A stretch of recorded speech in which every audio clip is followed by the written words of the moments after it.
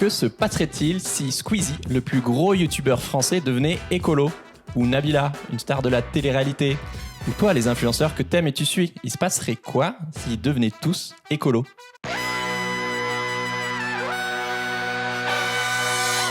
Bienvenue dans Soif de Sens, des histoires d'humains qui changent le monde. Chaque semaine, je reçois un invité écolo, comme aujourd'hui, féministe ou solidaire, pour t'aider à incarner le changement. Et aujourd'hui, on accueille Amélie Deloche du collectif Paye ton influence pour parler des influenceurs. Salut Amélie. Salut.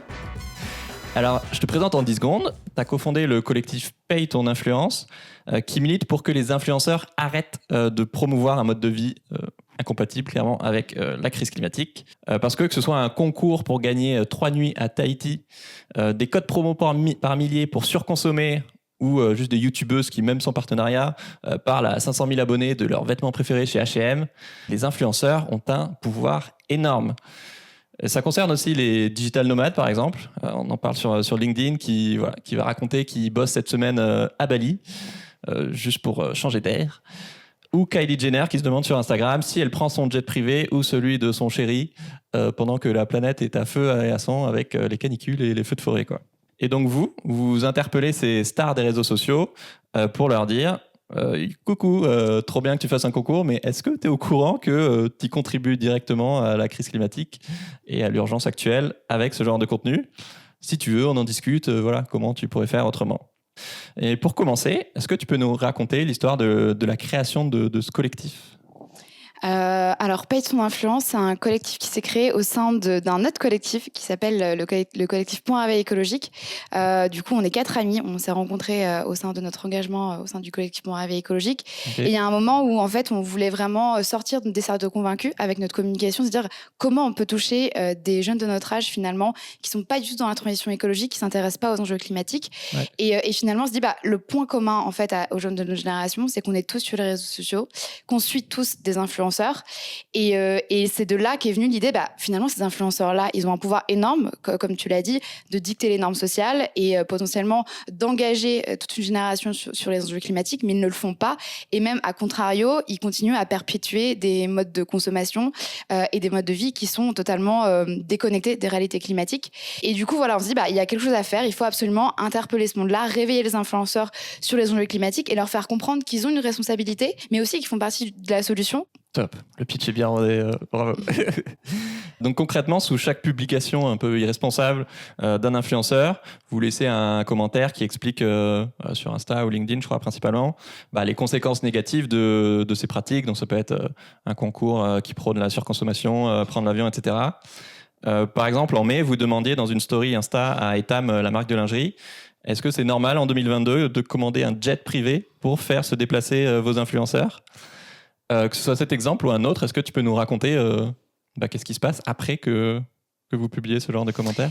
Alors, il se passe plein de choses différentes. Dans la majorité des cas, malheureusement, on est beaucoup ignoré, finalement, parce que on va dire la réponse la plus facile, c'est d'ignorer, parce que finalement, quand un influenceur ou une marque s'exprime sur le sujet, ça peut aussi se retourner contre elle. Ouais. Après, grâce à nos interpellations aussi, on a eu des réponses de certaines marques, de certains influenceurs, avec qui on a pu échanger, discuter. Et l'idée, vraiment, c'est pas être dans un rapport de force. L'idée, c'est de créer un dialogue. Donc, même si c'est une interpellation, elle reste bienveillante, pédagogique, pour ensuite amener justement la marque ou l'influenceur à discuter sur ces sujets-là. Ouais. Donc voilà, on a l'ignorance, on a les dialogues qui se créent. Ensuite, on se fait aussi pas mal bloquer. Et pseudo-ignorance aussi, quoi. Voilà, c'est une pseudo-ignorance. On fait comme si. Mais de manière générale, quand on nous répond, c'est assez bienveillant. C'est-à-dire que on a eu beaucoup de retours, notamment d'agences d'influenceurs, qui nous ont dit on comprend ce que vous faites, on comprend pourquoi vous le faites, et c'est vrai qu'aujourd'hui, le monde de l'influence ne fait pas cette transition écologique, et c'est, on va dire, légitime de demander à ce monde-là de commencer à s'engager. Donc, et on voit de manière générale qu'en off, c'est des discussions qui sont présentes, c'est des discussions qui existent en interne dans ces boîtes-là, au sein des influenceurs. Mais par contre, aujourd'hui, le problème, c'est que c'est pas encore, ces discussions-là n'ont pas encore lieu sur, entre guillemets, à la place publique, donc n'ont pas encore lieu sur les réseaux sociaux. Et c'est ça le problème. C'est-à-dire que tout le monde est conscient, ou une grande majorité des personnes du monde de l'influence est conscient qu'il faut que l'urgence climatique fasse partie des contenus et fasse partie de leur stratégie. Mais personne n'ose vraiment s'engager, être le premier à s'engager. Parce qu'il y a pas mal de freins. Et puis, juste Exactement. de base, un influenceur, c'est... Alors, il y a plein... Enfin, moi, je suis un influenceur, mais en même temps activiste, donc c'est un peu différent. Oui. Mais tu crées du contenu et en général, ta manière, le principal, il y a plein de modèles économiques possibles, mais le principal, c'est effectivement d'être, entre guillemets, un homme sandwich où tu promeus des marques pour leur amener des clients parmi ta communauté. Donc, de base, c'est capitaliste comme modèle économique, comme un média normal, en fait, comme une télé ou un journal. La plupart, en tout cas, bon, sauf, je sais pas, Mediapart ou d'autres. Oui, et du coup, quand vous postez un commentaire via, je sais pas, sous une story d'un gros influenceur, n'hésitez pas, moi je sais que je le fais régulièrement, à liker, à aimer le commentaire pour qu'il remonte plus, et puis ça donne plus de poids aussi, pour que l'influenceur ou la marque se dise « Ah, mais en fait, il y a 100, 500, 1000, j'en sais rien, 10 000 personnes qui s'intéressent à cette question, qui me questionnent sur ok, ce partenariat avec EasyJet pour promouvoir je sais pas, à Paris-Barcelone à 30 €, peut-être que en fait c'est plus ce genre de choses que je peux faire.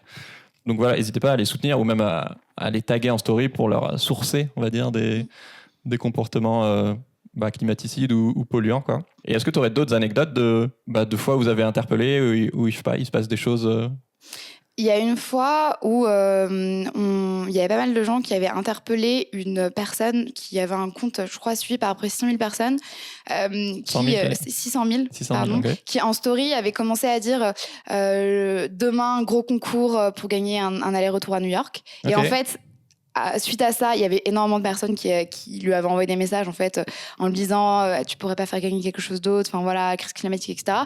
Et finalement, elle a changé pour faire gagner en fait un voyage à Venise en train. Donc il y a après, comme tu disais, il y a énormément de freins parce que finalement, on remet en question, comme tu disais, leur modèle économique qui est basé sur les partenariats. Après, nous, ce qui est aussi important à souligner là-dessus, sur la notion aussi de responsabilité des influenceurs aujourd'hui, c'est que leur modèle économique, c'est les partenariats, mais leur modèle économique, c'est surtout les abonnés. Je veux dire, leur richesse, c'est les abonnés. Ils ont des partenariats grâce au nombre d'abonnés qu'ils ont. Et du coup, finalement, ils ont forcément une responsabilité vis-à-vis de leurs abonnés. Pourquoi ? Parce qu'ils se font de l'argent sur leurs abonnés, finalement. Et du coup, ils peuvent pas se dénoder totalement du fait qu'ils ont des comptes à rendre à cette audience-là. Oui. Et encore faut-il que leurs abonnés leur demandent des comptes à rendre, parce que exactement. Si la plupart s'en foutent, ils n'ont aucune raison de changer. Mais de plus en plus, alors on l'a vu avec des exemples, comme tu l'as dit tout à l'heure, avec Kylie Jenner, où finalement, en fait, sur son post où elle demande, on la voit devant 2 jets privés, on prend le mien ou le tien avec son copain, il y a eu énormément de commentaires qui l'interpellaient sur les enjeux climatiques, sur le fait qu'elle était complètement déconnectée des réalités. Il y a eu pas mal de couverture médiatique sur ce sujet-là, sur le fait qu'aujourd'hui, en fait, il y a des choses qui ne passent plus. On nous demande, en fait, à l'échelle individuelle, en tant que citoyen lambda, de faire des efforts, et finalement, en fait, derrière, on a des grandes célébrités, des influenceurs qui, finalement, eux, n'en font pas du tout. Et du coup, cette, on va dire, injustice passe de moins en moins, et notamment sur les questions de l'aviation. Nous, on le voit aussi de plus en plus. Il y a sur des postes où nous, on n'a pas encore interpellé l'influenceur, sur des postes de gros concours ou de faire gagner des voyages en avion ou de partenariat avec la fast fashion. Il y a de plus en plus de commentaires qui reviennent de l'audience, en fait, qui en a marre de voir ça, en fait. Alors, finalement, l'audience, et de manière générale, la jeune génération, est beaucoup plus alerte sur les enjeux climatiques que les influenceurs. C'est aussi un levier potentiellement pour faire changer les influenceurs quand ils vont commencer à comprendre que finalement mon audience, elle aime plus ce que je fais, elle comprend pas mes choix de partenariat, et potentiellement je vais les perdre, et perdre de l'audience pour un influenceur, c'est le pire qui puisse lui arriver, parce que c'est ça sa richesse. Donc on compte aussi là-dessus, de dire que c'est pour ça que c'est important d'aller commenter, d'aller envoyer un petit message à son influenceur en disant voilà, enfin je comprends pas trop pourquoi tu fais ce partenariat avec cette agence de voyage, etc., pour faire gagner des billets d'avion. Bien sûr, nous, on le dit, on veut pas du harcèlement, on veut juste pousser à la réflexion. Donc, c'est toujours des commentaires qui sont pédagogiques, bienveillants, on explique notre propos. Mais voilà, plus il y aura en fait de personnes qui vont parler de ces sujets-là sur les réseaux sociaux, en commentaire, etc., plus potentiellement, ça va créer des prises de conscience, peut-être des réflexions sur le modèle d'influence en fait qu'ont les influenceurs actuellement. Et puis, involontairement ou volontairement, ça peut créer des sentiments assez efficaces, même si pas très agréables. Tu te sens coupable, il y a une forme de honte ou en tout cas à minima de pression sociale qui, je pense, peut avoir encore plus d'impact sur un être humain qu'un influenceur que une organisation qui est plus froide, désincarnée et de toute façon qui a une stratégie qui est beaucoup beaucoup plus lourde et lente à bouger que Etam, ils vont pas, enfin je sais pas, ou une boîte qui a vraiment un cœur de métier polluant. EasyJet, si tu les critiques, ils vont pas dire ok, pas de souci, on se transforme en compagnie de train. Voilà, c'est ça, c'est compliqué. Alors qu'un influenceur, oui, le monde d'influence, il peut évoluer. Il y a des marges de manœuvre énormes en fait. On ne demande pas à ce que ce métier n'existe plus parce qu'on sait très bien que les influenceurs vont continuer à exister. On a l'impression quand même qu'il y a une sorte de ralentissement dans le sens où il y a une concurrence d'autant plus grande aujourd'hui entre les influenceurs, même si c'est pas encore reconnu. Mais après, tu vois, moi je te vois pas comme un influenceur parce que, il y a influenceurs, il y a activistes, il y a forcément plein de types d'influenceurs, mais nous on parle vraiment des personnalités qui font de l'argent à travers les réseaux sociaux et c'est vraiment leur cœur de métier où finalement la création de contenu elle passe derrière. C'est vrai qu'à chaque fois, on utilise le mot influenceur, mais c'est un mot qui regroupe énormément de personnes différentes. Oui, et puis tout le monde projette des choses très différentes. Il y a beaucoup de connotations péjoratives derrière. Et du coup, on ne sait pas toujours de quoi on parle. Mais du coup, je fais une parenthèse, mais je suis curieux parce que pour moi, justement, c'est un marché qui va continuer à exploser. Là, on voit d'année en année des budgets qui passent justement des médias tradis je vous dis pas ça juste pour voir si moi je vais avoir un métier dans 5 ans. C'est vraiment parce que c'est un rapport. Des métiers et des budgets pubs qui passent plus de la radio classique, je sais pas, des bouches de métro, de la télé, etc., vers le monde de l'influence, qui fait que du coup, ces influenceurs ont chaque année plus de pouvoir. Alors certes, on est de plus en plus nombreux, ça c'est clair, mais il y a aussi de plus en plus de budget et les médias traditionnels qui... Bien sûr, ça se fragmente. Aujourd'hui, les marques, notamment les jeunes marques, passent quasiment que par le marketing d'influence pour faire leur promotion. Pourquoi ? Parce que ça marche en fait. Ça marche beaucoup plus que finalement une pub dans le métro, parce qu'il y a cette relation parasociale qui se crée avec les influenceurs. Donc, ils ont une relation de confiance avec leurs abonnés, ce qui leur permet finalement quand ils parlent d'un produit, la plupart de leurs abonnés, quand ils ont un bon taux d'engagement, vont leur faire confiance, dire s'ils me parlent de ce produit-là, c'est parce qu'il est bien et du coup, potentiellement, je vais pouvoir l'acheter. Après, il y a aussi les enjeux de code promo qui fait que ça te pousse aussi à la consommation. Et du coup, oui, c'est le marketing d'influence, c'est un secteur qui explose, c'est un secteur qui va peser, je crois, il me semble 15 milliards en 2023 de manière mondiale. En France, alors il y a une étude qui dit qu'il y a 150 000 influenceurs en France. Je ne sais pas exactement ce qui regroupe dans le mot influenceur. Oui, c'est à partir de quand, c'est quoi le seuil, exactement, mais en soi, ça veut dire que c'est quand même de plus en plus... c'est un métier qui se démocratise. Les jeunes qui aujourd'hui sont sur TikTok, etc., ou qui ont 13-14 ans, il y en a plein qui veulent devenir influenceurs finalement. C'est un peu le métier de rêve où tu te fais de l'argent facile, où tu as des marques qui te... Tu crois que tu te fais de l'argent facile. Tu crois que tu fais de l'argent facile, mais tu es contacté par des marques, tu fais des voyages presse à l'autre bout du monde, etc. Enfin, de l'extérieur, c'est un métier qui paraît un peu le métier de rêve, quoi. Tu voyages, t'es invité par les marques, tu vas en soirée, tu rencontres des gens, etc. Enfin, je pense que ça peut faire. Je comprends totalement que ça puisse faire rêver énormément de gens, ça c'est sûr et certain. Après, la problématique aujourd'hui, et c'est ça qu'on met aussi en avant avec Paye ton influence, c'est que finalement, ce secteur du marketing d'influence, c'est un secteur qui est totalement dérégulé.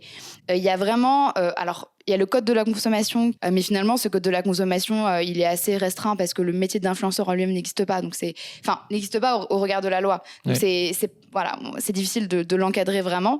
Mais de manière générale, il n'y a pas vraiment de cadre dans la manière de faire les partenariats, le nombre de partenariats qu'on fait, le fait t'es normalement obligé de dire que tu fais une collaboration, mais on voit qu'il y a plein d'influenceurs qui, on va dire, cachent un peu leur partenariat. Puis même entre ne pas le dire du tout et... le dire vraiment à 100%, en fait, il y a plein de manières de... Et souvent, c'est un peu ambigu. Il y a des choses qui sont obligatoires, des choses qui ne sont pas obligatoires. C'est ça. Et c'est pour ça que nous, on prône tout ce qui est le fait de une réglementation finalement sur promouvoir la fast fashion, notamment les grands secteurs comme Chine, etc. Pour arrêter de promouvoir. Pour arrêter de promouvoir... pour arrêter on aimerait bien faire passer une loi, mais que ce soit obligatoire. En fait, finalement, l'idée, c'est que les influenceurs et le monde de l'influence, ils se créent aussi leur propre charte éthique. C'est-à-dire qu'il y a un moment, les gars, vous avez bien profité, mais il faut revenir dans la réalité. Et cette réalité-là, vous ne pourrez pas l'ignorer encore longtemps. Parce que justement, comme on le disait juste avant, l'audience, elle est de plus en plus alerte. Elle va de moins en moins faire passer certaines choses, et notamment certains partenariats. Et d'ailleurs, ce qu'on Ce qu'on a constaté avec Pay ton influence, on est suivi aujourd'hui par 14 000 personnes. Bon, c'est pas énorme, mais on a un engagement qui est très très fort. Vous avez 6 mois, 7 mois? Ouais, on a créé le compte en décembre 2021. Ouais. Mais on a un engagement énorme et surtout, ce qui est vraiment ouf, c'est que en fait, il y a plein de gens qui nous suivent et qui sont pas forcément des personnes ultra engagées dans les enjeux climatiques. C'est aussi beaucoup de personnes qui juste en ont marre d'être abreuvées de partenariats tout le temps sur les réseaux sociaux. On le voit que les médias, enfin les plateformes comme Instagram en fait deviennent des plateformes de limite des marketplaces quoi, où en fait c'est que de la pub, des stories en partenariat tous les jours quoi. Exactement, ça devient vraiment que de la pub et du coup il y a aussi un ras-le-bol général de plein de gens qui sont mais pas du tout en lien avec les enjeux écologiques, plus en lien avec le fait en fait j'en ai marre d'être abreuvée de ça en fait. Déjà dans la rue j'ai des stimuli publicitaires tout le temps, si en plus sur les réseaux sociaux genre à chaque fois que je vois un post et c'est un partenariat etc, c'est plus possible. Vous avez publié une tribune qui a fait du bruit sur Média Vert, que je vous conseille d'ailleurs. Influenceurs, influenceuses, réveillez-vous, pour que les influenceurs justement prennent la mesure de l'urgence climatique et justement dénoncer leurs pratiques anti-écolo qu'on a évoquées, donc des partenariats avec des entreprises polluantes ou peu éthiques, typiquement Shine, les compagnies d'avions, etc. Ou juste le fait qu'ils normalisent des comportements climaticides, quoi, surconsommer, voyager à l'autre bout du monde pour quelques jours, etc. Tu peux nous parler un peu de l'histoire de cette tribune et l'impact que ça a eu ? Alors cette tribune, en fait, on voulait l'écrire depuis pas mal de temps. Le temps a passé et le Média Vert, en fait, notamment Juliette Coeff, une journaliste incroyable du Média Vert, nous a en fait proposé de faire cette tribune-là à un moment. Et en fait, quand elle est sortie cette tribune, ça a vraiment lancé le sujet de l'influence à l'heure de l'urgence climatique. Et d'ailleurs, c'était un objectif aussi de Pay ton influence, c'est que le sujet de l'influence à l'heure de l'urgence climatique prenne de la place. Et que juste, exactement, qu'on en parle. Alors, on n'est pas les premiers à en avoir parlé. Il y a Bon Pote qui est un des premiers à avoir fait des posts là-dessus il y a déjà plus d'un an sur Nabila, etc. Moi, je suis trop content qu'il y ait des gens comme vous ou Thomas de Bon Pote qui, justement, interpellent un peu plus en frontal les gens de « Wow, mais tu te rends compte de ce que tu promeus, en fait ?» et de mettre les gens face à leurs responsabilités. Exactement. Est-ce que pour toi, vous faites un peu la même chose ? Est-ce que c'est complémentaire ? Est-ce qu'il y a des approches un peu différentes ou de toute façon, il faut qu'on soit super nombreux à le faire Ah oui, il faut qu'on soit super nombreux à le faire. Avec Bon Pote, c'est très complémentaire. Au départ, justement, il nous a vraiment accompagnés sur la création de Pay ton influence parce que justement, c'était un des premiers qui en avait parlé. L'idée, c'est vraiment d'avoir de plus en plus de personnes qui le font, d'avoir de plus en plus de personnes qui font monter le sujet. Donc vraiment, il faut qu'il y ait plein de formes de finalement militantisme différents.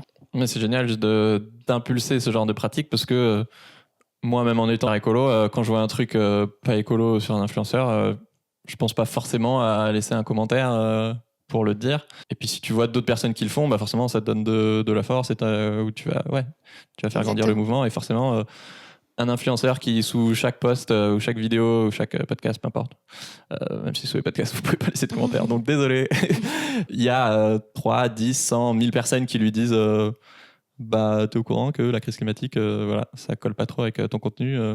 Exactement. Forcément que ça le fait cogiter. C'est ça. Et surtout, c'est des demandes qui sont légitime. Enfin, le réchauffement climatique, c'est le plus grand défi de l'humanité. C'est quelque chose qui va toucher 100% des personnes sur Terre et qui nous touche déjà, en fait. Même en France. On est en pleine canicule. C'est ça. Cette année, et peut-être les 2 dernières années, mais d'autant plus cette année, on a compris que le réchauffement climatique, c'était maintenant. C'était pas dans 10 ans, c'était pas dans 5 ans. On le voyait déjà. Là, on voit que j'ai vu 90 départements sur 96 sont en alerte sécheresse. Donc, il y a déjà des gens qui rationnent l'eau. En France, on rationne l'eau. Alors, c'est déjà arrivé certains étés il y a quelques années, mais c'est de plus en plus tôt et ça dure de plus en plus longtemps. Donc, vraiment, c'est des problématiques qui sont ultra importantes. Et c'est pour ça aussi qu'on veut interpeller les influenceurs et qu'on veut leur faire prendre leurs responsabilités. C'est que c'est une audience très jeune qui les regarde. Souvent, c'est, on va dire, des 15, 25, 15, 30 ans. C'est finalement la première génération qui va devoir vivre durablement avec les répercussions du réchauffement climatique. Et c'est une génération qui n'est pas préparée, en fait. L'idée aujourd'hui, c'est finalement... On sait très bien que c'est très compliqué, qu'on ne va pas pouvoir vraiment ralentir le réchauffement climatique. On peut faire tout ce qui est en notre possible pour éviter la catastrophe et éviter que ça s'accélère. Mais il y a aussi un grand enjeu de préparer en fait, cette génération à potentiellement avoir des rationnements, à la sobriété, qui sera en fait forcée si on ne la fait pas de gré. Et du coup, c'est ultra important parce que finalement, si tu ne prépares pas une population ou une génération à ça, c'est là où on voit où ça peut créer des grandes tensions. Donc Donc l'idée, c'est aussi de préparer une génération à se dire, en fait, les modèles de consommation actuels, ils ne sont plus viables et il va falloir se préparer à aller vers de nouveaux modèles. Et si on ne s'y prépare pas le plus tôt possible, de toute façon, on sera forcé d'y arriver. Après, on sait très bien aussi qu'il y a un grand enjeu de formation généralisée, c'est-à-dire que les influenceurs, mais comme beaucoup aussi de Français de manière générale, ne sont pas forcément conscients de la crise climatique ou ne sont pas conscients vraiment de l'urgence qu'il y a. Et du coup, il y a aussi un grand enjeu, de formation des influenceurs-là, de se dire comment on crée le déclic, comment on leur fait comprendre vraiment les enjeux climatiques. Et c'est pour ça qu'on est là aussi avec Paye ton influence pour faire ça. Ouais, carrément. Je pensais pas, mais du coup, ça fait vachement écho avec le podcast qui vient de sortir avec Arthur Keller sur justement comment se préparer aux pénuries, au déclin énergétique et tout ça, quoi. Alors, si le but, c'est justement d'aider les influenceurs à être plus écolos, font comprendre aussi pourquoi ils le sont pas. Donc, comme les gens normaux, effectivement, on l'a dit, il y a pas mal d'ignorance où on croit savoir, mais en fait, on connaît 10% du problème, de déni, évidemment. Mais il y a aussi 2 freins majeurs plus spécifiques aux influenceurs dont on va parler. Donc, l'argent, qu'on a évoqué, et la peur d'être traité d'hypocrite, parce que forcément, le moment où tu deviens écolo, tu le deviens pas du jour au lendemain complètement et tu es forcément bourré de contradictions comme tout le monde. Donc d'abord, l'argent, effectivement, il faut bien comprendre qu'un influenceur gagne sa vie en faisant la promotion de marque pour leur amener des clients. Moi, le premier d'ailleurs, sauf que je fais quand même très peu de partenariats et c'est toujours des projets ultra engagés. Mais forcément, comme 95% des entreprises sont pas écolo, forcément, si tu fais ça du jour au lendemain, tu perds énormément d'argent.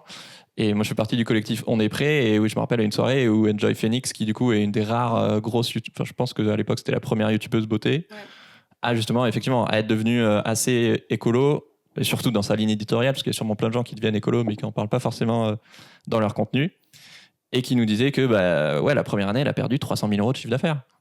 Quand on peut se permettre, comme Enjoy Phoenix, de, entre guillemets, perdre 300 000 €, ça veut dire que à côté, on gagne quand même énormément. C'est-à-dire qu'on gagne plus du double, je pense, potentiellement. Minimum, oui. Minimum. Donc, en fait, il y a aussi un enjeu de se dire, le secteur de l'influence, s'il fait une transition pertinente, forcément, il va perdre de l'argent. Oui. Et c'est comme toutes les entreprises. Si une entreprise fait une transition sans perdre de l'argent, ou en tout cas au début, c'est que sa transition, elle n'est pas vraiment ambitieuse. Parce que forcément, revoir son business model, changer ses pratiques, au début, ça a un coût inévitable.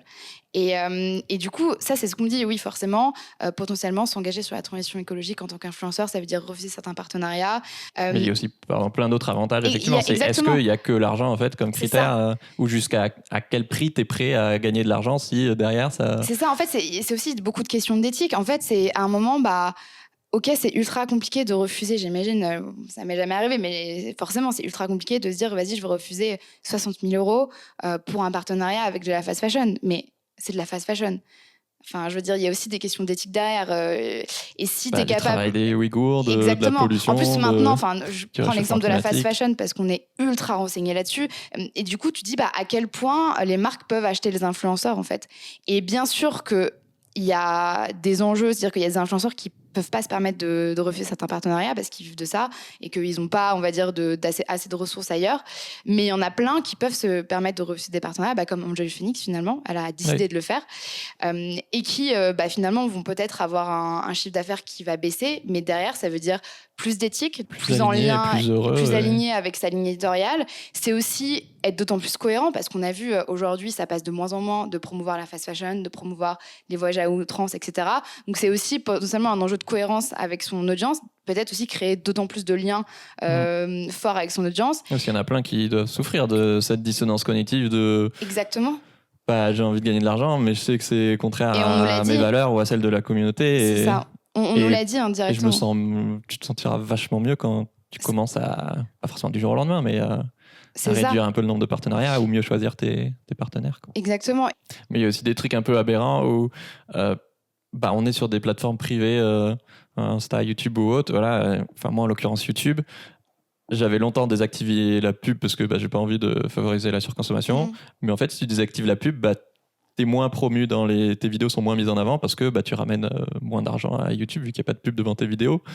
Et donc maintenant, je l'ai réactivé pour pour pouvoir diffuser ces messages d'intérêt général au plus grand nombre. Mais ça me fait chier, quoi. Je trouve clairement ça me rapporte, quelques dizaines, 100 € max par mois. Et du coup, Mais du coup, t'es entre. Enfin voilà, et j'imagine que les gros influenceurs ont encore plus besoin de. C'est ça. Il y a l'exemple ces pubs. de Swan Périssé, qui est une influenceuse qui de base faisait plus du divertissement et qui depuis quelques années a fait son virage écologique, où elle a même une chaîne vraiment dédiée à ça. Et elle parle beaucoup de réchauffement climatique, notamment en story.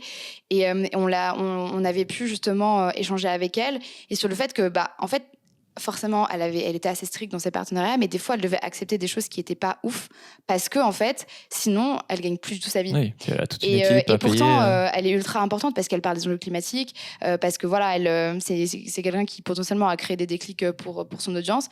Donc oui, il y a aussi plein de freins. Et du coup, je pense qu'il y a aussi une attente vis-à-vis de ces plateformes-là, Instagram, de TikTok. C'est elles aussi qui peuvent mettre en place certaines régulations. Ah bah c'est clair. Mais seulement s'il y a une pression énorme des utilisateurs, quoi. Le deuxième gros frein que moi je vois pour les influenceurs, et notamment qu'on a vu beaucoup avec des youtubeurs chez On est prêt, c'est la peur d'être traité hypocrite si tu commences à faire du contenu engagé, ou tu as peur de t'afficher sur des valeurs. Parce qu'en même temps, si tu fais des partenariats avec Zara et Amazon et après tu parles de zéro déchet, voilà, forcément il y a des gens qui risquent de tomber dessus. Et d'un côté, tu deviens pas écolo du jour au lendemain, donc ça prend du temps. Donc c'est à nous aussi d'être bienveillants avec eux. Et si tu vois qu'il y a une démarche sincère et que de leur laisser un peu de temps, de les encourager, tout en pointant effectivement comme vous leurs contradictions, même si sur Internet la bienveillance, c'est un peu aléatoire. Et en même temps, de l'autre côté, il y a des influenceurs où les contradictions sont vraiment choquantes, quoi. Est-ce que, par exemple, tu peux nous raconter ce qui s'est passé avec l'influenceuse lifestyle Romy ? Oui, alors déjà, je voudrais revenir un peu sur tout ce qui est les questions de pertinence. On ne veut pas que les influenceurs ils deviennent des influenceurs écolos, on veut juste qu'ils comprennent en fait qu'aujourd'hui, on ne peut plus faire de l'influence comme avant. Ouais. L'idée, c'est que pas tout le monde devienne des Swan Périssé à avoir son contenu full écologie. C'est juste de se remettre dans des réalités climatiques et de limites planétaires qui sont indispensables aujourd'hui. Et nous, ce qu'on prône, en fait, c'est vraiment l'honnêteté, en fait. L'idée, c'est que les influenceurs, si vraiment ils veulent entamer une transition, qu'ils soient ultra honnêtes, transparents avec leur audience, en disant, voilà, moi j'ai réfléchi, je veux changer mon contenu, ça va pas changer du jour au lendemain, mais c'est quelque chose que je veux faire. Et aujourd'hui, en fait, on n'a pas ces annonces vraiment d'influenceurs qui disent je veux faire évoluer mon contenu. On a juste des influenceurs qui vont des fois parler des enjeux climatiques, et c'est très bien qu'ils en parlent. Ils vont repartager beaucoup des Hugo Décrypte, Hugo Clément, etc. sur certains sujets, notamment ce qu'il y a eu sur la canicule, ou même ils vont partager Raphaël Glucksmann sur les Ouïghours. Mais derrière, en fait, dans leur contenu, finalement, il n'y a rien qui change. Et du coup, cette question de pertinence, bien sûr, on sait très bien que personne ne sera jamais parfait. Je ne suis pas parfaite. Oui, le but, c'est pas d'être une police écolo. Le but, c'est pas d'être parfait. Par contre, le but, c'est de dire, à un moment, tu peux pas prendre de l'argent des deux côtés toute ta vie. C'est-à-dire que là, on va citer l'exemple de Romy, qui est une influenceuse lifestyle, qui a été l'égérie, l'ambassadrice d'une campagne PETA. Donc c'est une association qui lutte pour notamment la protection des animaux, sur tout ce qui est les enjeux de tests en laboratoire, fourre, etc. Les cosmétiques. Voilà. Donc c'était un peu une campagne choc où on la voyait dans une vidéo en train de se maquiller, et des images un peu de tests sur les animaux assez horribles défilaient en même temps. Donc, trop bien. Voilà, donc très bien, c'est ultra important que les influenceurs ils s'engagent justement sur des campagnes comme ça. Et en fait, on est un peu remonté sur son feed. Et il y a même pas, 2 semaines avant que sorte la campagne, elle faisait un partenariat notamment avec Lancôme ou avec Benefit, qui sont des marques où quand tu tapes sur le site PETA, si elle continue à tester sur les animaux, c'est-à-dire qu'elle continue à tester sur les animaux. C'est des ennemis de PETA. Exactement. Donc elle teste pas forcément les animaux en Europe, c'est-à-dire qu'elle teste ailleurs. Mais du coup, c'est quand même contradictoire, dans le sens où tu peux pas prendre de l'argent des deux côtés. C'est-à-dire qu'il y a un moment où tu peux aussi te dire mince, en fait j'ai fait ce partenariat avec ces marques-là, je peux pas être l'ambassadrice de cette organisation. Et pareil, au niveau de PETA, je me dis, est-ce qu'ils sont allés voir ce que faisait Romy avant, et du coup bref, il s'est passé ça. Donc on a fait un post là-dessus, on a essayé on a envoyé un message à PETA, on a envoyé un message à Romy, mais vraiment pour essayer de comprendre en fait. Oui, la discussion. Ouais. Parce qu'il y a aussi un enjeu de se dire que ils ont aussi choisi cette influenceuse-là parce que potentiellement elle leur fait sortir de leur cercle de convaincus aussi. Donc c'est aussi important. Mais bon, les enjeux de cohérence derrière, ils sont quand même assez cruciaux. Oui. Et surtout que 2 ou 3 semaines après la campagne, Romy reparlait de Benefit. Ah ouais. Parce que je pense qu'elle a un partenariat à long terme. Après que vous avez discuté Exactement. avec elle. Non, on n'a pas discuté avec elle, du coup on a envoyé des messages. Enfin, en tout cas de l'avoir interpellée. Exactement. Et du coup je pense qu'elle a un partenariat à long terme avec cette marque. Mais du coup en fait on se dit mais il faut quand même un minimum de cohérence parce que sinon tu perds l'audience. Et surtout en mettant en avant les enjeux climatiques et en continuant à prendre l'avion ou en disant oui mais moi je trie mes déchets ou je suis zéro déchet mais je vais à Bali parce que voilà j'ai le droit. Enfin, du coup l'audience comprend pas que non où faire les efforts en fait. Oui, et puis on fait pas le lien avec ah oui mais en fait ce partenariat il est complètement c'est ça exactement polluant alors que ouais. C'est ça, donc il faut vraiment avoir une question de voilà, transparence, honnêteté, aussi pour les influenceurs, connaître les ordres de grandeur, se dire je suis désolée, mais quand tu fais 15 voyages en avion, après quand on commence à parler de la canicule et pas te remettre en question toi, se dire que pas faire un post où tu dis ah oui, en fait, vraiment, je me rends compte. Je pense qu'ils font même pas les liens. Exactement, mais comme beaucoup de monde en fait, et comme beaucoup de Français, en fait, on n'apprend pas aux gens à faire les liens aussi. Et bref, il y a plein aussi d'excuses à l'inaction et surtout d'incompréhension aujourd'hui de où sont les impacts et quoi faire. Et du coup, c'est pour ça qu'on voit plein de contradictions où tu as des influenceurs qui, de manière ultra bienveillante, veulent par exemple le climatique, mais en fait, qui ne le font pas de la bonne manière parce que, en fait, ils comprennent, ils n'ont pas derrière les éléments de langage ou la compréhension nécessaire de ces enjeux-là. Et du coup, c'est pour ça que c'est ultra important aujourd'hui qu'ils soient formés. Alors, comment est-ce que les influenceurs ils peuvent intégrer plus d'éthique ? En fait, il y a plein de marges de manœuvre. Alors d'abord, forcément, qui suivent une charte éthique, dire que se dire que ils refusent certains partenariats avec certains secteurs. Bon, ça déjà, c'est une grande ambition finalement déjà de refuser certains partenariats, mais déjà de se dire je refuse les partenariats avec la fast fashion, pour moi c'est un peu le b.a.-ba quoi. Après il y a vraiment plein de marges de manœuvre dans la manière dont ils parlent de leur partenariat. Typiquement quand ils mettent en avant un produit, ils pourraient mentionner l'empreinte carbone du produit, vraiment où c'est fabriqué, quels sont les impacts, et aussi mettre en avant des messages un peu de sensibilisation en disant voilà, moi je vous parle de ce produit, mais ne l'achetez que si vous avez besoin. Ça peut être aussi, typiquement sur l'avion, éviter de faire des stories dans les aéroports, dans un avion, dire ah vas-y c'est trop cool, je prends l'avion, etc. Voilà, éviter ce genre d'écueil qui finalement vend du rêve en fait, mais un rêve qui est déjà possible pour un mini pourcentage de la population et surtout qui pollue énormément. Et pour moi, il y a quand même une grosse différence entre prendre l'avion, ce qui déjà pollue, et le partager à des milliers de personnes et du coup qui potentiellement tu les incites ou tu normalises. Exactement. Ou tu légitimes ce comportement. Tu normalises. Il y a aussi la valorisation de modes de vie alternatifs, donc typiquement valoriser le train, peut-être aussi faire d'autant plus de partenariats avec des ONG sur certains sujets. En fait, il y a vraiment plein de marges de manœuvre qui pourraient être mis en place assez facilement et rapidement par les influenceurs et c'est pas du tout mis en avant. Rien que la transparence sur les partenariats, la transparence sur l'empreinte carbone, la transparence sur d'où viennent les produits, etc. Elle n'est pas du tout présente ou très peu. Faut qu'ils aient aussi les infos et que la marque soit d'accord, quoi. C'est ça. Mais le problème, c'est qu'en fait, on a l'impression qu'aussi ils cherchent pas forcément les informations non plus. C'est-à-dire que on l'a vu notamment avec Romy, c'est-à-dire qu'à quel point quand tu fais une collaboration avec une marque, tu cherches des informations. Mais ça ouais, parce que bon, du coup, moi, je pense que je fais partie peut-être plus clairement des extrêmes, mais je sais que ça me prend tellement de temps à chaque fois qu'on me propose un truc, même si 3 fois sur 4 ça se fait pas, parce que je fais trop de recherches sur faut que ce soit écolo, intersectionnel, qu'il n'y ait pas des polémiques, ou en tout cas des polémiques où moi j'estime que c'est vraiment légitime et que du coup j'ai pas envie de bosser avec la marque.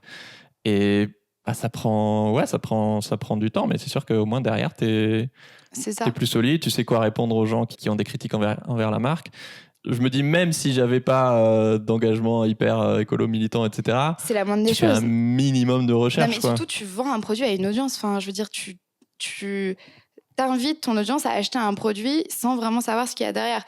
Je veux dire, ta responsabilité est quand même énorme. Là, on le voit d'ailleurs, il y a pas mal de polémiques avec Booba qui met en avant tout ce qui est le hashtag influvoleur, donc tout ce qui est les arnaques, notamment des influenceurs télé-réalité qui vendent tout et n'importe quoi, des produits qui peuvent être dangereux ou des produits ou des arnaques sur des choses qui n'arrivent même pas. Il y a aussi des trucs qui coûtent 3 € sur AliExpress et en fait qui sont revendus 50 ou 100 balles. Donc il y a des enjeux de greenwashing aussi. On voit que les influenceurs, il y en a a qui se disent ah vas-y, je suis content, je fais cette partenariat avec cette marque qui s'engage, etc. En fait, ils se font eux-mêmes greenwasher par un brief. Ils sont pas allés creuser vraiment loin. Ou c'est une marque qui va parler de je suis 100% neutre en carbone, je fais de la compensation carbone, etc. Voilà, si t'es pas conscient que c'est du bullshit et que c'est du greenwashing, finalement, tu as l'impression de faire des choses bien. Donc, il y a aussi tout un enjeu de formation autour du greenwashing parce que les marques, elles l'utilisent d'autant plus aujourd'hui parce qu'elles savent que l'écologie, elles sont obligées d'en parler et que du coup, ça fait aussi vendre. Et des fois, les marques, elles croient vraiment que ce qu'elles font, c'est super écolo. Et c'est ça. Moi, j'ai des histoires avec des agences où... Bon, le greenwashing, ça, en général, voilà, ça c'est assez facile à détecter. Mais en tout cas, il y a des trucs intermédiaires où, pour moi, c'est pas assez écolo pour que j'en parle et que je le promeuve et que je le cautionne. Par exemple, il y a une agence avec qui je bossais qui fait du super boulot et voilà. Mais une fois, il m'avait proposé une journée dans un parc d'attractions. Donc j'étais là, ok. Et t'es là, mais non, mais la nourriture, elle vient de producteurs locaux. Je crois qu'ils embauchaient des personnes réfugiées. Et puis aussi, il y avait des actions sur la biodiversité. Et j'étais là, ok, c'est cool qu'ils fassent ça, mais c'est trop peu par rapport au fait que ça prône quand même la surconsommation. Ça reste voilà, ils ont mis du béton partout pour artificialiser des sols et du coup, tu détruis les sols, t'accélères le réchauffement climatique et tu détruis la biodiversité. Et donc, il y a plein de fois où l'agence ou l'entreprise, c'est pas forcément du greenwashing, mais elle est convaincue que ce qu'elle fait, c'est écolo. Et certes, c'est peut-être mieux que ses concurrents, mais en fait... pour moi, c'est pas assez, quoi. Donc, mais bien sûr. Non, désolé. Et on le voit même avec, je reprends l'exemple de la fast fashion parce que c'est assez représentatif de ce qui se passe aussi aujourd'hui sur le réseau. Typiquement, tu as des marques comme Shein qui... on dit Shein, je crois qu'on disait Shine.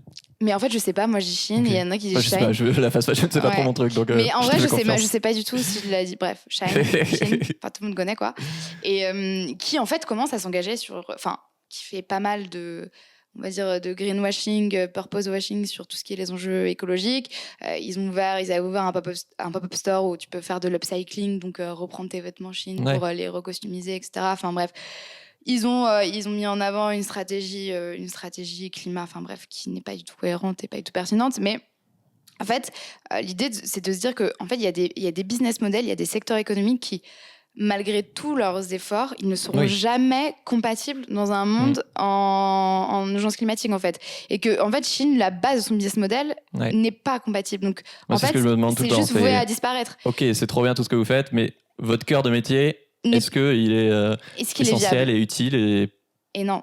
Enfin, pour beaucoup, en tout cas. Peu polluant. Ouais. Donc après, on va dire, il y a l'échelle du pire. Shine, ça fait partie vraiment du pire. Mais il y a plein de business models comme ça, en fait, la base n'est pas viable, en fait. Donc, c'est soit si tu changes pas la base, tout le reste, ça restera finalement des petits efforts, des petites améliorations, mais qui remettront pas vraiment en question ton impact global. Ah si, il y a autre chose aussi, effectivement, de réfléchir à, si t'es influenceur, à commencer à modifier ton modèle économique aussi, effectivement, soit dans le choix de tes partenariats, soit peut-être d'avoir d'autres activités derrière. Je sais que moi, par exemple, les conférences ou les ateliers, ça, c'était une grosse source de revenus à un moment. Ça peut être aussi de vivre plus des dons ou de Tipeee ou de Patreon de ta communauté, ou peut-être de basculer sur Twitch, même si ça appartient à Amazon, donc ça peut se débattre aussi. Mais voilà, ça peut être aussi réfléchir à d'autres canaux de modèles économiques qui ont plus de sens avec l'urgence écologique, quoi. Oui, non, c'est clair. Ou alors, il y a aussi le fait de se dire, finalement, au lieu de gagner 50 000 euros par mois, j'en gagne 10 000 et c'est déjà énorme, en fait. C'est plus que 70% 80% de la population française. Donc, il y a aussi un enjeu de se dire à quel point tu es prêt à faire baisser ton niveau de vie pour être en cohérence avec tes valeurs, avec ton éthique. Et protéger la vie sur Terre. Et accessoirement. Sobrement. Et du coup, alors, ce qu'on dit, c'est que forcément, il y a des passagers clandestins. C'est-à-dire qu'il y en a plein qui vont... quand tu es le premier à t'engager, comme disait Angel Phoenix, c'est la première à perdre de l'argent. Mais finalement, nous aussi, ce qu'on prône, c'est l'apprentissage par les pairs. Il faut que les influenceurs entre eux aussi peut-être discutent, se disent on s'allie pour arrêter de travailler avec cette marque-là parce que ça nous paraît aberrant de continuer à le faire. Et du coup, c'est de se dire on n'est pas seul et on prend des décisions à plusieurs et se dire on n'est pas le seul dans son coin à arrêter les partenariats et à perdre de l'argent. Se dire on est plusieurs et puis finalement, les marques du secteur elles se disent ok, il faut qu'on change. Et ça des donne trucs, un signal, exactement. L'idée, alors c'est que que si c'est un de temps en temps, c'est ça. En fait, il faut donner. Alors, il y a plein de leviers. Il y a le levier de l'audience vis-à-vis des influenceurs, c'est-à-dire une audience qui est de plus en plus exigeante, qui fait passer de moins en moins de choses, notamment en lien avec les enjeux climatiques. Tu as les influenceurs qui peuvent aussi avoir un impact sur les marques en disant je vais refuser de travailler avec certains secteurs et du coup les marques elles vont forcément se remettre en question. Et tu as aussi les marques qui elles vont potentiellement chercher de plus en plus des influenceurs qui sont éthiques, parce que finalement une marque qui prône sa transition écologique et ses ambitions climatiques mais qui continue à travailler avec des influenceurs, à donner de l'argent à des influenceurs qui eux ne le sont pas, finalement tu peux te dire que c'est pas vraiment cohérent non plus. Ouais. Donc il y a plein de leviers qui sont possibles et il y a plein de leviers qui ont déjà commencé à se mettre en place, mais là il faut passer à la vitesse supérieure par contre, parce que c'est un peu urgent. Et pour prendre un peu leur défense, je comprends aussi le fait que parmi les influenceurs, il y en a plein qui viennent de milieux modestes.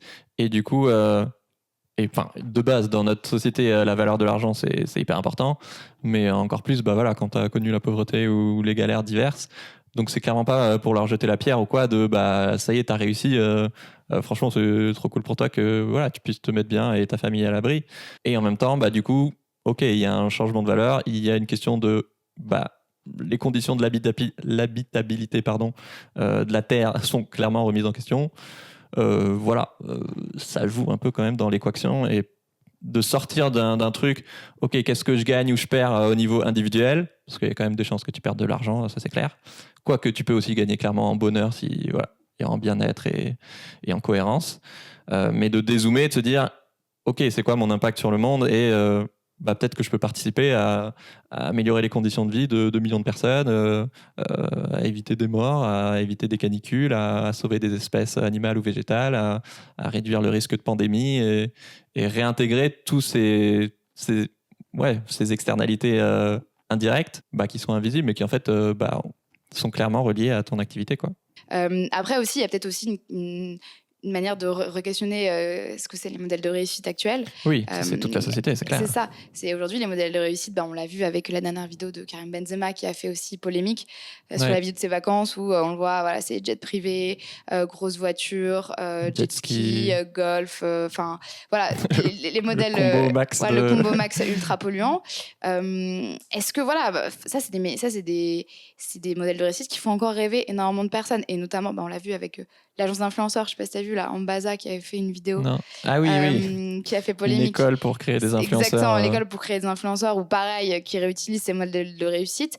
Finalement, ces modèles de réussite, est-ce que ils sont dépassés et il faut faire comprendre aussi ça.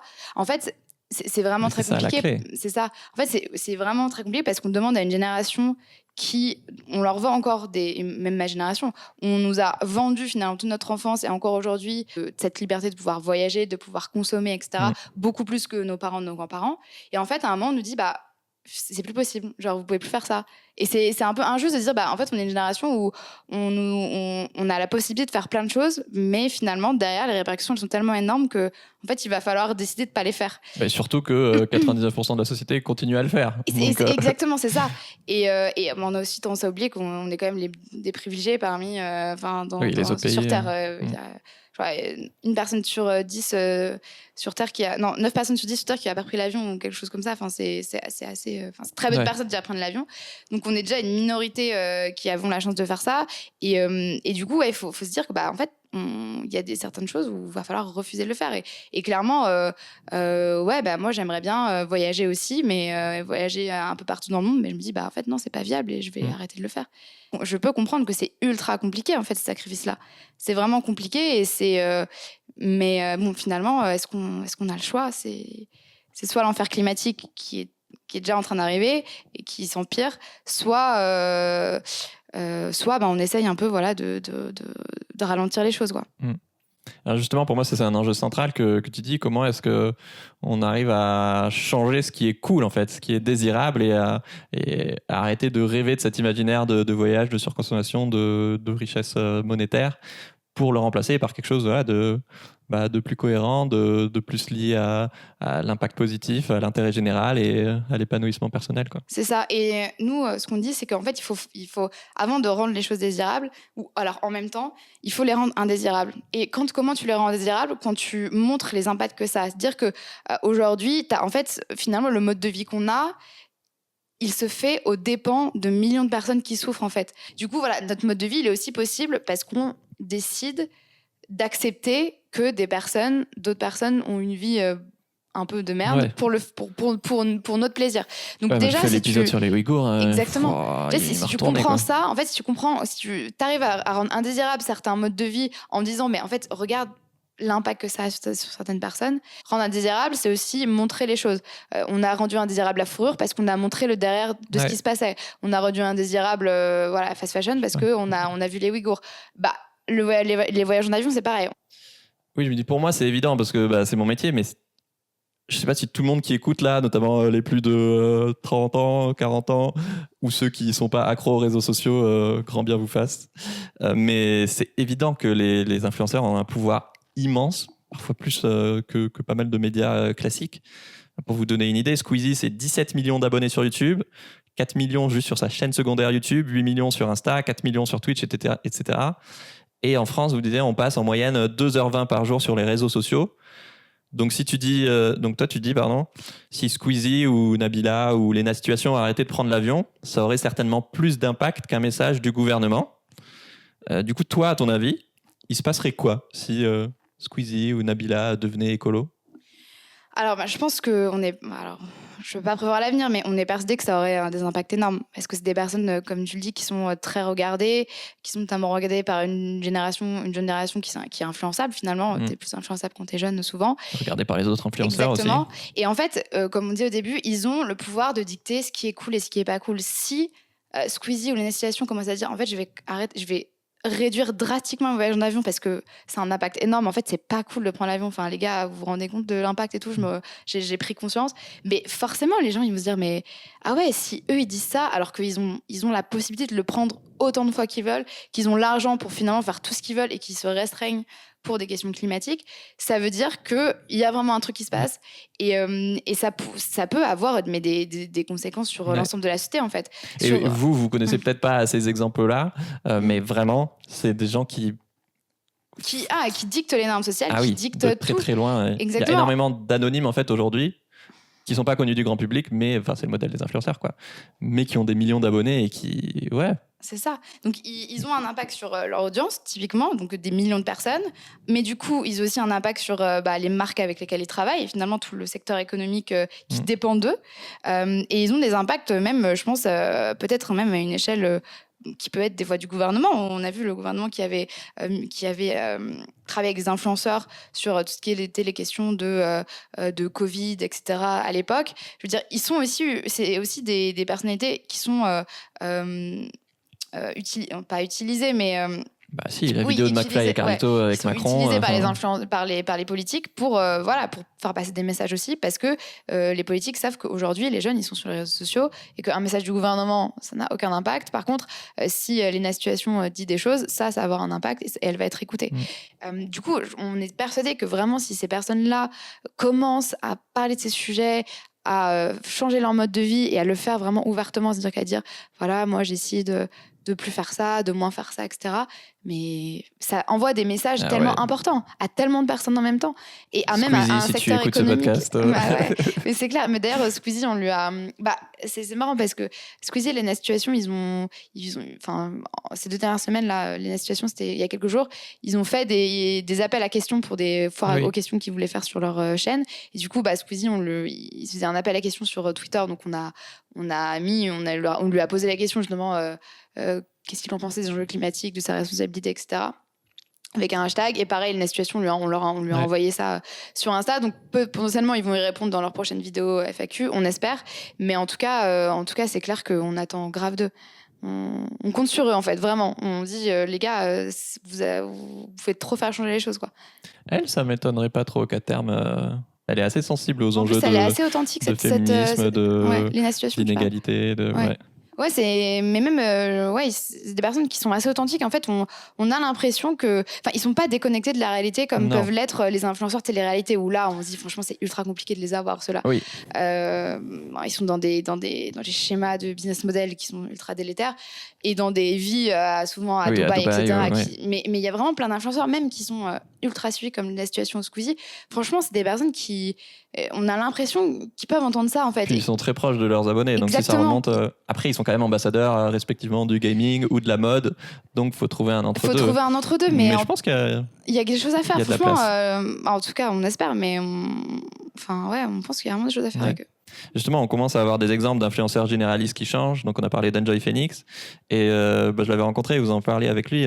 Par exemple, Tolt, qui est un youtubeur voyage, qui a arrêté de prendre l'avion, alors que les compagnies aériennes, c'était 50% de son chiffre d'affaires.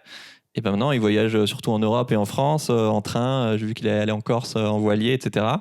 Est-ce que tu as d'autres exemples en tête d'influenceurs qui ne parlent pas spécialement d'écologie, qui ont bifurqué? Alors, franchement, non.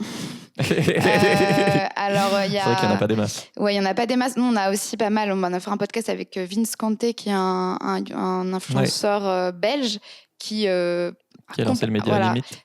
Il a lancé le média Limite et qui a eu un réveil écologique pendant le confinement et qui a totalement changé sa ligne éditoriale pour parler des enjeux climatiques. De manière générale, il n'y a pas vraiment d'autres influenceurs qu'on peut citer qui ont fait vraiment une transition, c'est-à-dire qui n'étaient pas du tout dans ces enjeux-là et qui ont commencé à l'être.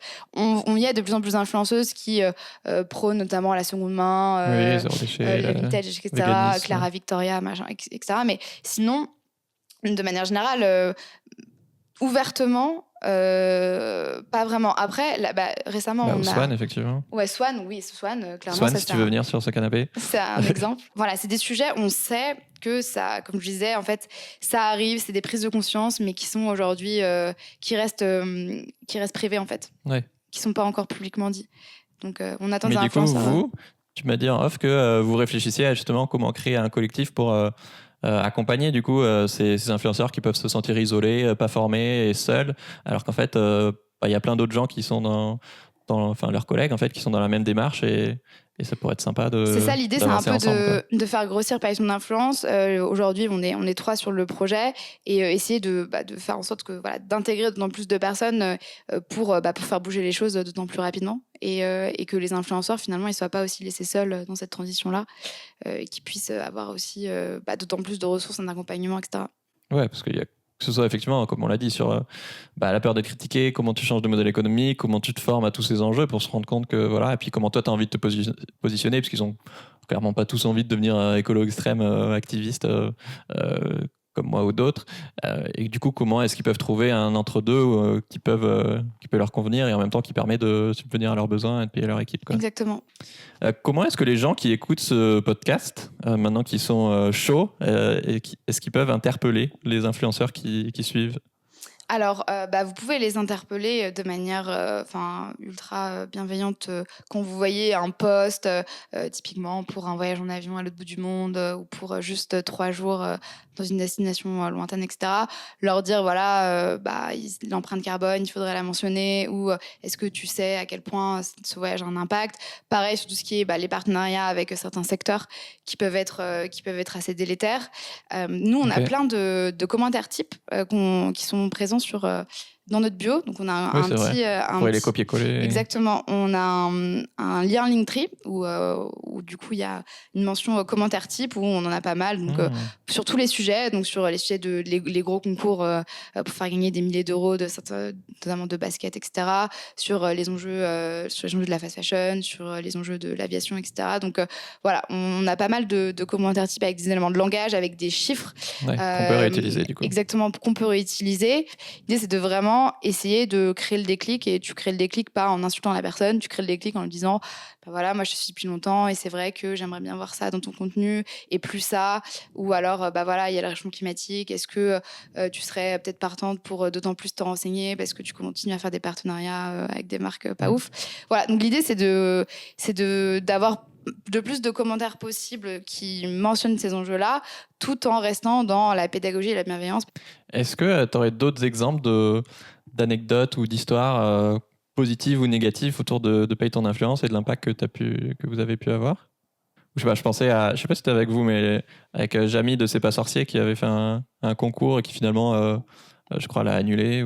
Alors, un exemple récent, on a interpellé Sylvie Tellier, donc c'est pas à proprement parler une influenceuse, mais bon, c'est quelqu'un qui est énormément suivi sur les réseaux sociaux. Donc, une ancienne Miss France qui gérait tout ce qui gérait ensuite, qui était au comité Miss France, qui gérait Miss France, etc., qui les accompagnait. Okay. Et en fait, elle a fait un Reels où elle mettait en avant le fait qu'elle allait 24 heures à New York sur Instagram. Et vraiment, c'était en mode « Waouh, j'ai 24 heures à New York, c'est trop la fast life, je suis trop une working girl ». Et elle le normalisait, elle le valorisait. Du coup, on lui a mis un commentaire en mode en fait, c'est pas possible de faire ça. Enfin, là, tu prônes des modes de vie qui sont vraiment pas viables et tu normalises quelque chose que plus personne ne devrait faire, en fait. Et en fait, suite à ça, elle s'est expliquée et excusée. Enfin, en gros, elle s'est expliquée en story en vraiment disant je comprends. Elle a dit j'accepte ce genre de critiques, même c'est bien qu'on puisse me les dire, etc. Et depuis, elle nous tag dans ses stories, elle nous tag en cachet, en mode où ces dernières stories, elle était en vacances en France, donc elle mettait en avant le fait qu'elle était en vacances en France, elle nous taguait en cachet dans ses stories. Du coup, c'est trop marrant. Du coup, on se dit, finalement, Sylvie Tellier, qui est une personne très, très médiatique quand même, qui a été interpellée par nous, depuis, finalement, elle a tenu à se justifier, en fait. Et elle continue à vouloir prouver, finalement, que de base, elle valorise les voyages en France, mais que pour le travail, elle a dû aller à New York, etc. Et du coup, on se dit, finalement, on a un impact sur ces personnes-là, quand même. Merci Amélie, franchement c'est trop bien ce que vous faites, on a besoin que les influenceurs se réveillent, donc il faut qu'on les secoue. Dites-nous aussi un truc que vous retenez de cet épisode, soit sur Instagram @soif de sens, taguez Paye ton influence aussi tant qu'à faire et allez vous abonner sur son compte. Si t'as aimé cet épisode, je te conseille celui avec le collectif On est prêt, dont on a parlé aussi, sur les influenceurs engagés, et évidemment celui avec Bon Pote qu'on a évoqué, le média écolo qui pique, complémentaire à ce que vous faites. Partage ce podcast à un ami qui suit des influenceurs. Merci beaucoup Amélie. Ciao tout le monde. Merci, salut.